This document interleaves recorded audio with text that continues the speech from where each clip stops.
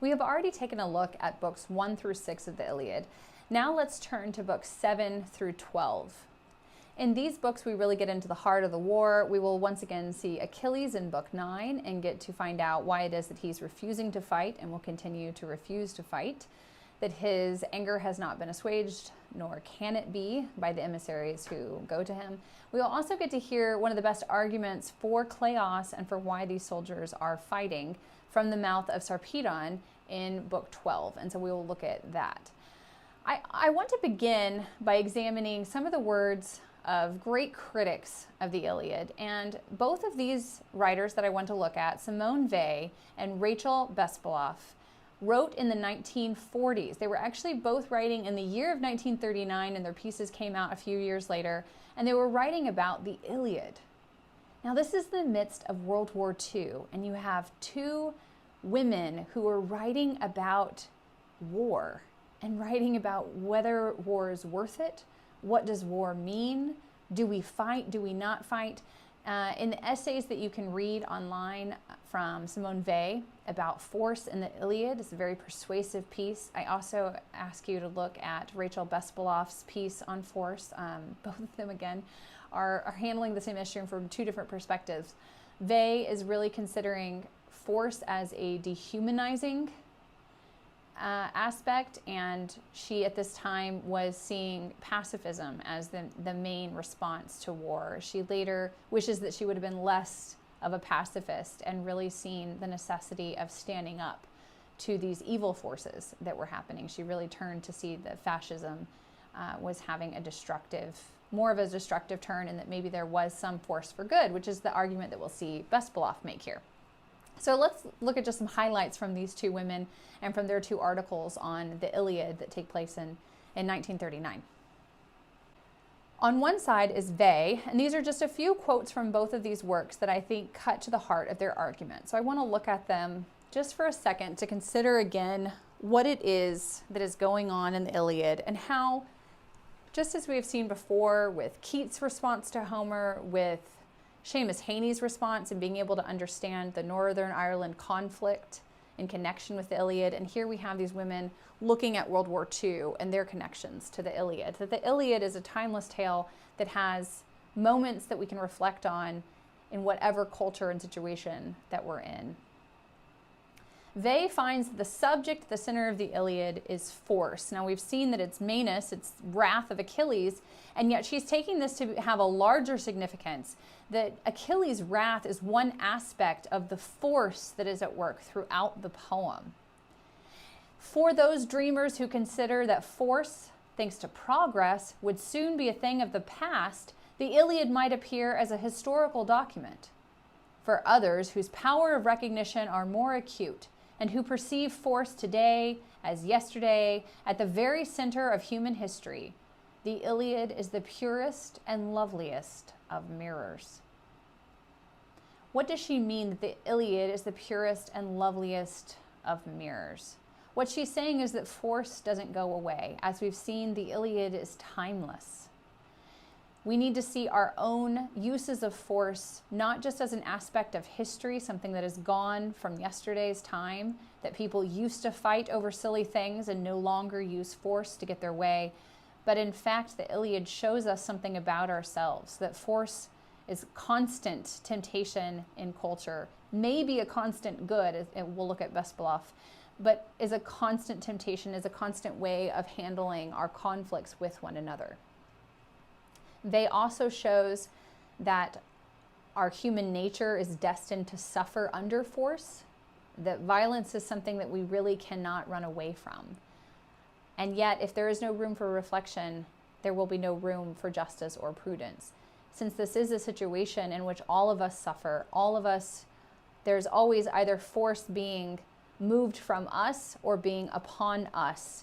And therefore, we need to recognize that if we are the ones who are being forceful, this is a double-edged power, that we are actually suffering as we apply force on others. When we apply force to others, we too are suffering a violence by becoming violent people. This is a particular insight that will have ramifications throughout the rest of the Iliad. Those who are turning into lions and turning into wolves, that are becoming dehumanized. They're not just dehumanizing those who they act violently against. Achilles is not only harming Hector, he is harming himself when he becomes violent.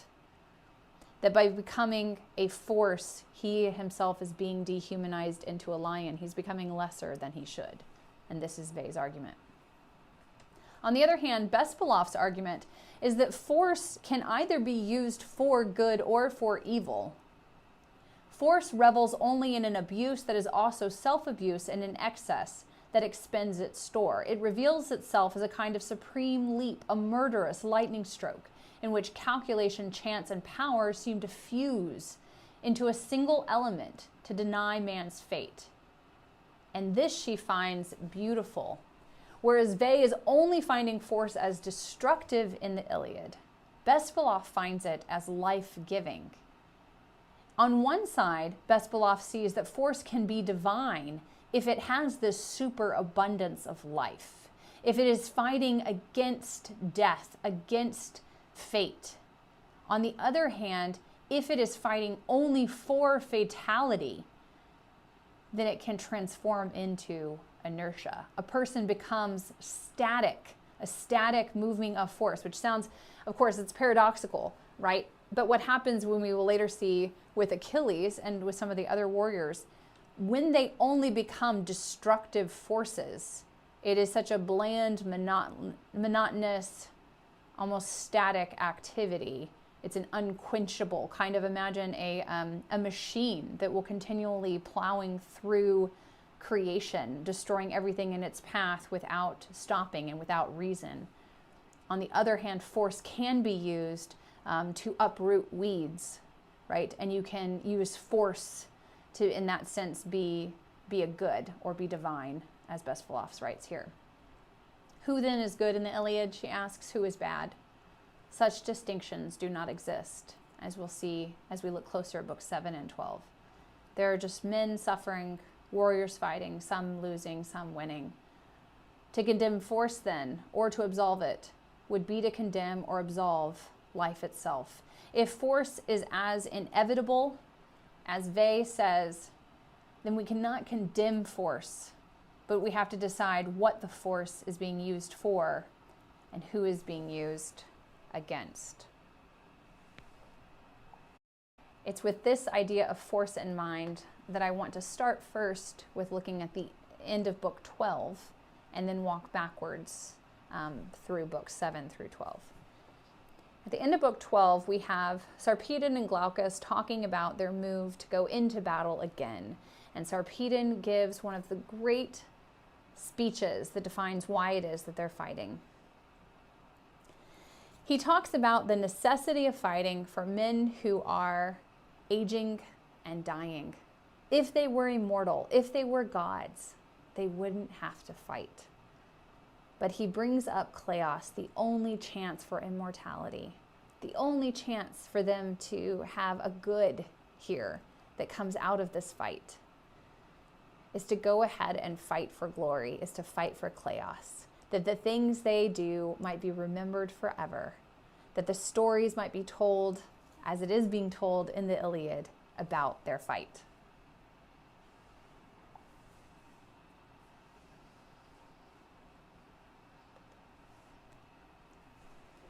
As I've mentioned before, we have cycles, we have things that appear again and again and again, and will repeat themselves throughout the poem. This could be mnemonic devices, things happening again and again. It also could be purposeful patterning that is used by the poet. If you know anything about great literature, you know that patterns are used purposefully to build and expound upon. So you can have an action such as Agamemnon wanting to go home. In book 2 of the Iliad, it doesn't seem to carry a lot of weight. We know that he's lying. We know that Agamemnon doesn't actually want to go home. It's kind of a trick that he's using against his soldiers to rally them. It backfires because they all want to go home, and then he has to actually get his other soldiers to rally them to fight again. But it seems almost like a comic device. It doesn't carry a lot to it. By the time we get into book 8, it starts to bear more weight. So it's an action that's repeated, but it's repeated at another level. And now the desire to go home feels more pressing.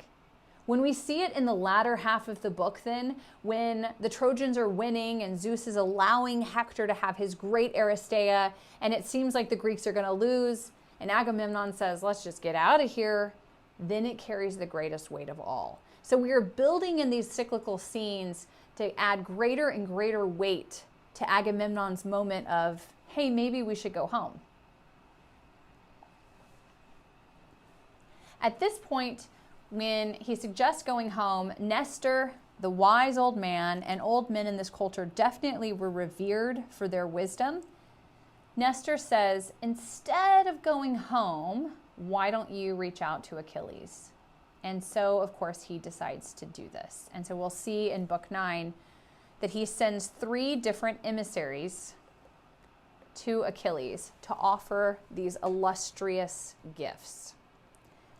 He says, I want to give you 7 tripods, 10 talents of gold, 20 gleaming cauldrons, 12 horses, 7 women who are also beautiful weavers. Briseis will be returned to you. I haven't even touched her. You can actually have one of my 3 daughters who are pretty great. You can have one of them in marriage. And finally, I will give you 7 citadels over which you will be king.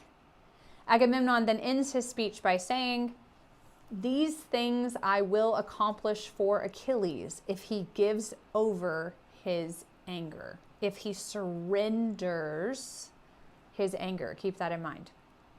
Let Achilles give way, right? Let Achilles surrender. He compares him to Hades. Hades is implacable and unyielding, and therefore is for mortal men most hateful of all gods. Let him submit to me, since I am the greater king, and since I claim myself to be in age the elder. So 2 things I want to point out about Agamemnon's offer here. On the one hand, we have these illustrious gifts. The way that I have lined them up here, they line up with the gifts that were offered to Paris by Hera and Athena and Aphrodite. And we know that that didn't end well. Again, Elizabeth Van Diver is the one who points out this depiction in which she notes that all of these different, the chariots, the horses, the tripods, and so forth, those really are the gifts that make a great warrior.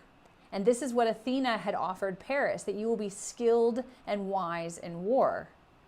And then the 7 citadels, that you will be king, just like Hera offered Paris. And finally, marriage. I will give Briseis back. You can have these 7 weaving women who are really pretty, and also one of my daughters in marriage. So a great marriage, just like Aphrodite offered Paris.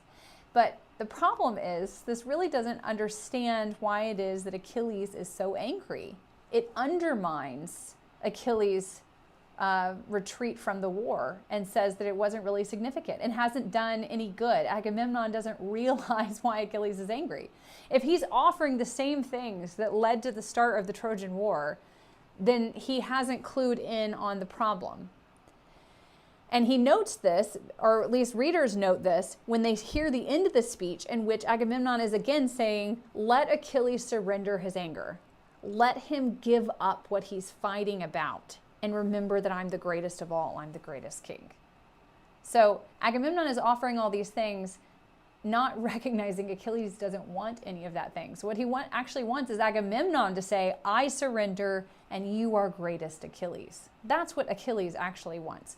And so readers get to hear from all these gifts and the ways that Agamemnon presents them that this is probably not going to go well.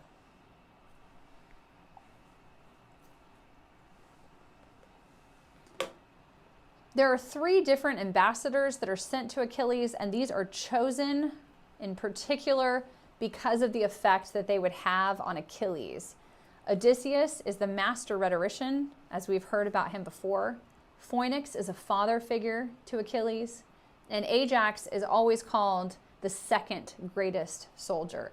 So all of these ambassadors are chosen for a particular reason.